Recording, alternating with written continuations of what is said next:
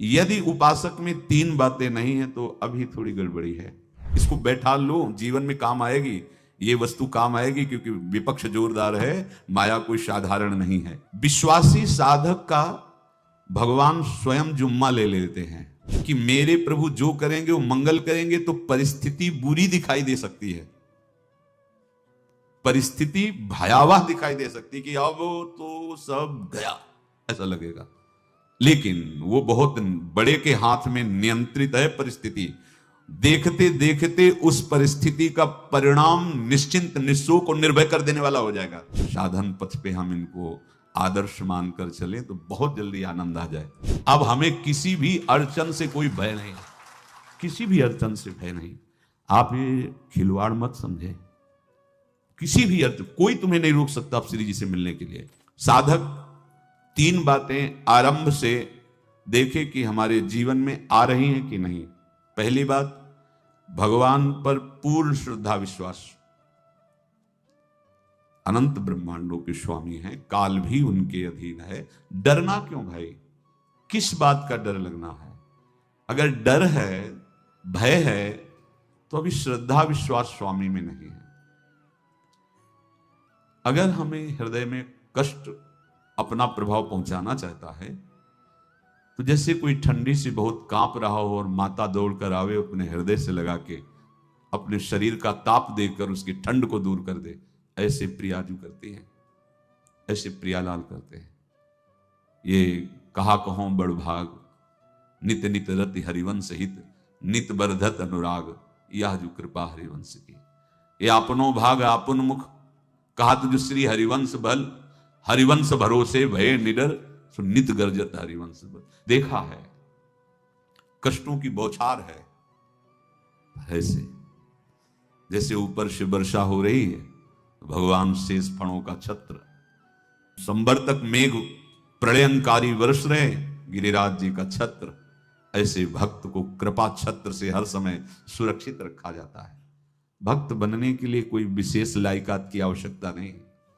मैं समस्त गुणों से हीन, पर मैं अपने प्रभु का, बस यही लायकात है। प्रभु की सिवा यदि आपका कोई अन्य आश्रय है तो आपको धोखा लगेगा। नहीं तो सच्ची कह रहे हैं, इसी जन्म में निहाल हो जाओगे। एक बात केवल स्वीकार करो कि प्रभु के सिवा मेरा कोई नहीं है, और है भी नहीं। स्वीकार कर लोगे तो तुम्हें अनुभव में आने लगे। हम प्रतिपल देखते हैं, प्रतिपल, वो केवल अपनापन चाहते, केवल अपनापन, कोई दूसरा नहीं होना चाहिए बस। कहां बाहर तो देखो आप सब हमारे हो, अंदर से नहीं। अंदर से आप सब श्री जी के हो और हम आपके सेवक हैं। बाहर से आप गुरु मानो, जो भाव मानो वो आपको श्री जी जाने। अंदर से हमारे आप श्री जी के जन हो और हम आपके सेवक हैं। बाहर से कुछ भी व्यवहार मानो, कोई बाहर से व्यवहार का कोई अस्तित्व नहीं, अंदर की बात का अस्तित्व होता है। आप सब हमारी स्वामिनी के परिकर हो, हम आपके दास हैं। बस इस बात से हमारा अपनापन आपसे है, नहीं श्री जी के सिवा किसी से कोई अपनापन नहीं। कि आप इसका प्रभाव समझिए। प्रभु को सिर्फ अपनापन चाहिए, सिर्फ अनन्यता। यदि उपासक में तीन बातें नहीं है तो अभी थोड़ी गड़बड़ी है। पहला, दृढ़ श्रद्धा विश्वास। दृढ़ श्रद्धा, अब नहीं, अब नहीं, अब नहीं, अब तो हाथ उठने का समय आ गया। अब क्या, अब नहीं, अब गाहक मत फंसाओ, बाजार बंद करो, हाथ उठा लो, चलो अपने घर चलो, समय आ गया, घर चलने का समय है। नहीं तो कलयुग अपनी बाजार ऐसी फैला देगा कि भूल जाओगे कि घर भी जाना है। दूसरी बात, जो गुरु ने भजन दिया उसमें तत्परता, सच्ची मानिए।